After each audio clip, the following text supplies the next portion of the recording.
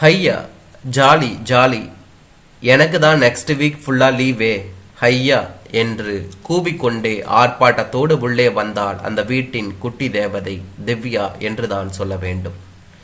பார்த்து வாடா, விழுந்துடாத. என்ன திப்பி குட்டிக்கு இவ்வளவு சந்தோஷம் என்றவாறே தன் காலை கட்டி கொண்ட பேத்தியை பார்த்து கேள்வி எழுப்பினார் என்றுதான் சொல்ல வேண்டும்.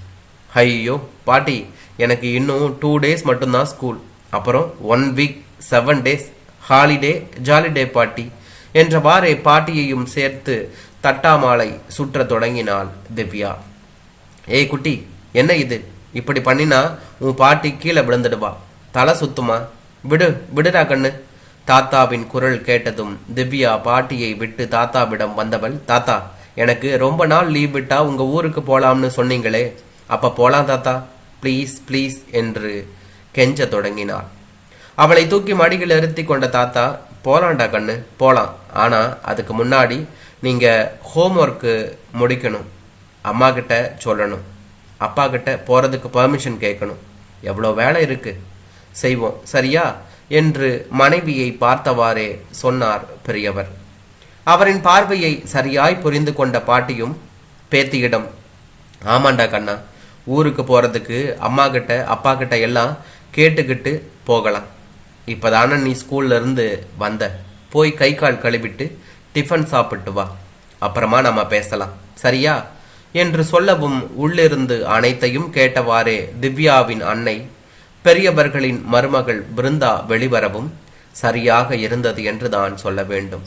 ஏய் திவ்யா, எத்தனை தடவை சொல்றது உனக்கு, ஸ்கூல்ல இருந்து வந்ததும் அழுக்கோட இருக்கக்கூடாதுன்னு, வந்ததும் வராததுமா என்ன அரட்ட வேண்டி இருக்கு, போய் ஃபேஸ் வாஷ் பண்ணிக்கிட்டு வா என்றவள் பெரியவர்களை பார்த்து, அவளுக்கு தான் தெரியாது, நீங்களாவது உடனே கழுவி அனுப்பி விடலாம்ல, எவ்வளவோ கிருமிங்க வெளியில இருக்கு, அதோட குழந்தை இருந்தா என்ன ஆகுன்னு அறிவு வேண்டாம், இதுல வேற ஊருக்கு கூட்டிக்கு போறாங்களாக்கும், எப்ப பார்த்தாலும் ஊருன்னு பட்டிக்காட்டு பழக்கத்தை என் பிள்ளைக்கு திணிக்க பாக்குறீங்களா? இதோ பாருங்க, என் பொண்ணு இந்த லீவுக்கு எங்க அம்மா வீட்டுக்கு பெங்களூருக்கு தான் போவா, நாங்க போறோம், முடிவு பண்ணியாச்சு, இதை கலைக்க பார்த்தீங்கன்னா நிரந்தரமா உங்க கிராமத்தையே கட்டிக்கிட்டு ஆள வேண்டியதா இருக்கும், பார்த்துக்கோங்க என்று சொல்லிவிட்டு உள்ளே சென்றுவிட பெரியவர்கள் இருவரும் அமைதியாக ஒருவரை ஒருவர் பார்த்தபடி அமர்ந்து விட்டார்கள் என்று தான் சொல்ல வேண்டும். பெரியவர்கள் இருவரும் தஞ்சை பக்கம் ஒரு சிறு கிராமத்தில் இருந்து தன் மகன் ரமேஷின் மேற்படிப்பிற்காக இந்த நஞ்சை புஞ்சைகளை அசையா சொத்துக்களை விற்றுவிட்டு நகரத்திற்கு குடிபெயர்ந்தவர்கள். தங்களிடம் இருந்த அனைத்தையும் மகனிற்காக இழந்தவர்கள். மகனை மருமகளிடம் முழுவதுமாக இழந்து விட்டதுதான் நிஜம். அவர்களின் ஒரே ஆறுதல் பேத்தி திவ்யா மட்டுமே. அவளுக்கு இவர்களிடம் அலாதி பிரியம். 7 வயதான போதும் வயதிற்கு மீறிய பக்குவமும் முதிர்ச்சியும் இயல்பாகவே இருந்தது. வார இறுதி விடுமுறை முடிந்து திரும்ப பள்ளி தொடங்கும் முதல் நாள் மட்டும் சற்றே அடம் பிடித்து முகத்தில் சுணக்கம் காண்பிக்கும் அவள் அப்புறம் வரும் நாட்களில் இறக்கை கட்டிய பட்டாம்பூச்சியாய் வலம் வருவாள். பிருந்தாவும் வேலைக்கு செல்வதால் தாத்தா பாட்டியின் செல்லம் அவள், ஆறுதலும் அவளே. பிருந்தாவை பொறுத்தவரை பெரியவர்களுக்கு ஏதோ 2 வாய் உணவிடுவதை மட்டும் கடமையாக நினைப்பவள். அவளும் வேலைக்கு செல்வதால் வீட்டில் எல்லா வேலையும் அவர்களிடம் வாங்கி விடுவாள். வயதானால் தள்ளாமையும் வரும், அவர்களுக்கென்று சிறு சிறு விருப்பங்களும் உண்டு என்று நினைக்க மறந்துவிட்ட மருமகள் அவள் என்றுதான் சொல்ல வேண்டும். பெரியவர்களுக்கு சொத்து சுகம் இல்லை என்றாலும் கிராமத்து ஏழை இதயங்கள் அவர்களுக்கு பட்டு கம்பளம் விரித்து அரவணைக்க காத்து கிடக்கின்றன. தங்கள் வாழ்ந்த ஊருக்கு செல்ல வேண்டும் என்று அவர்கள் விரும்புவது தெரிந்ததும் ஏதாவது முட்டுக்கட்டை போட்டு வீட்டுக்கு காவலாக வைத்து விடுவாள் பிருந்தா என்றுதான் சொல்ல வேண்டும். பெரியவர்கள் தங்கள் விருப்பம் இந்த முறையும் நிறைவேறப் போவது இல்லை என்ற கவலையில் ஆழ்ந்திருக்க ஃப்ரெஷ்ஷாகி வந்து அமர்ந்தால் அவர்களின் செல்ல பேத்தி என்றுதான் சொல்ல வேண்டும். பள்ளி கதைகளை சொல்லிக்கொண்டே வந்தவள், தாத்தா, எனக்கு இந்த தடவை நிறைய கரும்பு வேணும் தாத்தா, என் ஃப்ரெண்டு வீட்டில் இப்பவே வாங்கிட்டாங்களாம், நாம எப்போ வாங்குவோம், உங்க ஊர்ல கரும்பு நிறைய கிடைக்குமா தாத்தா என. அது கிடைக்குமா, அப்பா வந்ததும் நாமளும் போய் வாங்கலாம் சரியா என்று அவர் சொன்னார். ஐயோ தாத்தா, அப்பா வந்ததும் இங்க வாங்கலாம், ஆனா நாம தான் ஊருக்கு போறோமே, அங்க கிடைக்குமா, நான் என் ஃப்ரெண்டுக்கிட்ட சொல்லணும் தாத்தா என்று அதிலேயே குறியாக இருந்தால் திவ்யா என்று தான் சொல்ல வேண்டும். என்ன உன் ஃப்ரெண்டுக்கிட்ட சொல்லணும் குட்டி என்று கேட்டவாறே ரமேஷ் வரவும், ஹை அப்பா, வாங்க வாங்க, நாம எப்பப்பா கரும்பு வாங்க போறோம் என்று அவனை பிடித்து கொண்டாள் என்று தான் சொல்ல வேண்டும். போலாம் போலாம், நாளைக்கு நீ ஸ்கூலுக்கு போயிட்டு வந்ததும் போய் வாங்கலாம், ஓகேவா என்று அவன் சொல்ல, சரிப்பா, அப்ப எப்போ ஊருக்கு போலாம் என்று அவள் கேட்க, ஊருக்கா? எந்த ஊருக்கு? அம்மா ஊருக்கா? இங்க பாரு டிக்கெட்டு, நம்ம எல்லோரும் சண்டே கிளம்புறோம், ஓகேவா என்று சொன்னார். அங்க இல்லப்பா, தாத்தா பாட்டி ஊருக்கு, அவங்க அங்க கூட்டி போறேன்னு சொல்லி இருந்தாங்களே, ரொம்ப நல்லா இருக்குமாப்பா, சூப்பரா பச்சை புல்வெளி, பழத்தோட்டம், ஃப்ரெஷ் வெஜிடபிள்ஸ், ஃப்ரெஷ் காற்று, அப்புறம் தாத்தா இன்னும் ஏதோ சொன்னாங்களே, நல்ல நல்ல மனசு, இதெல்லாம் எனக்கு காமிக்கன்னு சொன்னாங்கப்பா. தாத்தா, நீங்க இதெல்லாம் பார்த்துருக்கிறீங்களாப்பா?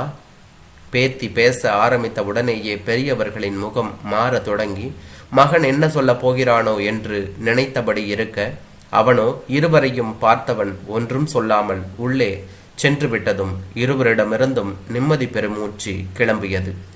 தொடர்ந்து அப்பா என்றபடி உள்ளே செல்ல முயன்ற திவ்யாவை தடுத்து, அப்பா காஃபி குடிச்சிட்டு வரட்டும்டா, அப்புறம் பேசலாம் என்று தன்னிடம் இருத்தி கொண்டார் பாட்டி.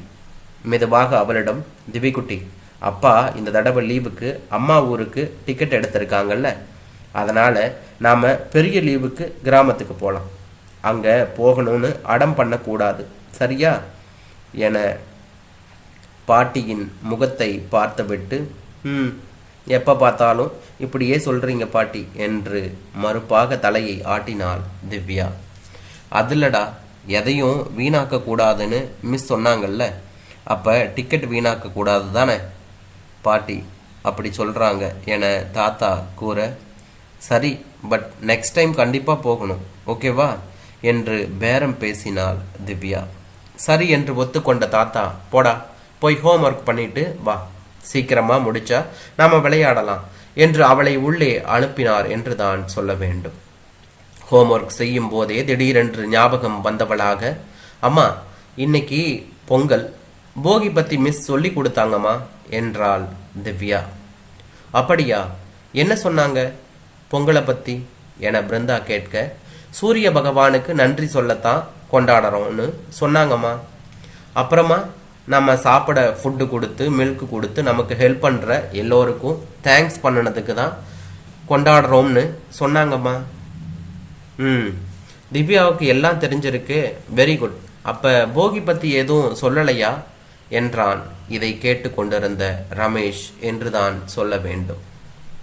போகினா நம்ம வீட்டில் இருக்கிற வேஸ்ட் திங்ஸு, குப்பை எல்லாத்தையும் க்ளீன் பண்ணணும்னு சொன்னாங்க.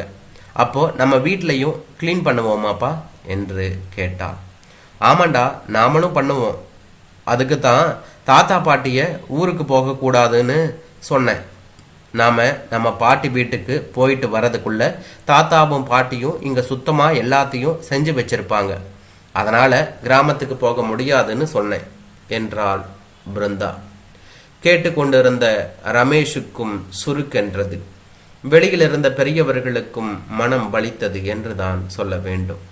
தன் தாய் சொன்னதை கேட்ட திவ்யா ஏதும் சொல்லாமல் எழுத தொடங்கினாள். சிறிது நேரம் கழித்து, எங்க மிஸ் இன்னொன்று சொன்னாங்கம்மா, எங்கள் கிளாஸில் படிக்கிற ராஜு மிஸ் கிட்ட எங்கள் வீட்டில் குப்பை இல்லை, கிளை இல்லை, அப்போ எப்படி க்ளீன் பண்ணுறது, எப்படி தேங்க்ஸ் பண்ணுறதுன்னு கேட்டாமா.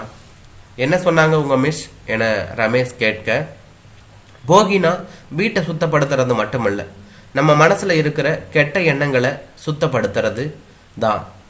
நீங்கள் எல்லாம் யாருக்காச்சும் தப்பு பண்ணியிருந்தா சாரி கேட்கலாம், யாராச்சும் சின்னதாக உதவி பண்ணினா கூட தேங்க்ஸ் பண்ணலாம், வீட்டில் நம்ம பாதுகாக்கிற பெரியவங்களுக்கு தொல்லை இல்லாமல் இருக்கலாம் அப்படின்னு சொன்னாங்கப்பா என்றவள், ஏன்பா நம்ம வீட்லேயும் குப்பை இல்லை, கிளை இல்லை, என்னை பார்த்துக்கிறது எல்லா வேலையும் செய்யறது பாட்டியும் தாத்தாவும் தானே, அப்போ நாம் அவங்களுக்கு தானே தேங்க் பண்ணணும், அவங்கள விட்டுட்டு நாம் மட்டும் ஊருக்கு போகிறது தப்பு இல்லையாப்பா என்றவள் ஏதோ யோசித்து விட்டு பேச ஆரம்பித்தாள். அவங்க ஊருக்கு கூட நீங்க அனுப்ப மாட்டேங்கிறீங்களேப்பா. நான் வேணா உங்க கூட வரேன். தாத்தா பாட்டி அவங்க ஊருக்கு போகட்டும்பா. நம்ம வந்து எல்லாம் க்ளீன் பண்ணிக்கலாம் ப்ளீஸ்பா எனவும் பேசத் தொடங்கினாள். சுரீரென்று அரைப்பட்டார் போல நிமிர்ந்தான் ரமேஷ். சின்ன குழந்தைக்கு இருக்கும் அறிவு தனக்கு இல்லையே. தன் வாழ்வு தன் சந்தோஷம் என்றே வாழ்ந்த ஜீவன்களின் சின்ன ஆசையை கூட நிறைவேற்றாமல் இருக்கும் தான் பொங்கலும் போகியும் கொண்டாட தேவையே இல்லை என நினைத்தவன் மனைவியை நோக்க அவளும் திவ்யாவின் பேச்சில் திகைத்திருக்க கண்டான் என்று தான் சொல்ல வேண்டும். கணவனை ஒரு பார்வை பார்த்த பிருந்தா, ஆமா திவ்யா குட்டி, நீ சொல்றது தான் கரெக்ட். ஆனா நாம எல்லோரும் தாத்தா பாட்டி ஊருக்கே போலாம். நீ கேட்ட மாதிரி எல்லாத்தையும் பார்க்கலாம், ஓகேவா என்றவள் எழுந்து தன் மாமனார் மாமியாரிடம் வந்து அவள் பேச தொடங்கினாள். சாரி மாமா, சாரி அத்தை, நான் உங்களுக்குன்னு மனசு இருக்குன்னு யோசிக்கல, வேலை வாங்குறத தப்பாவும் நினைக்கல.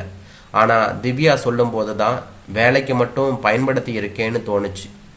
இந்த தடவை பொங்கல் உங்க ஊர்ல தான். சரி சரி, சாரி சாரி, நம்ம ஊர்ல தான், ஓகேவா என்று கூற பெரியவர்கள் இருவரும் மகிழ்ச்சி வெள்ளத்தில் நீந்த தொடங்க நிம்மதியான மனதோடு தன் மகளை பிருந்தா அவளோடு ரமேஷும் இணைந்து கொண்டார்.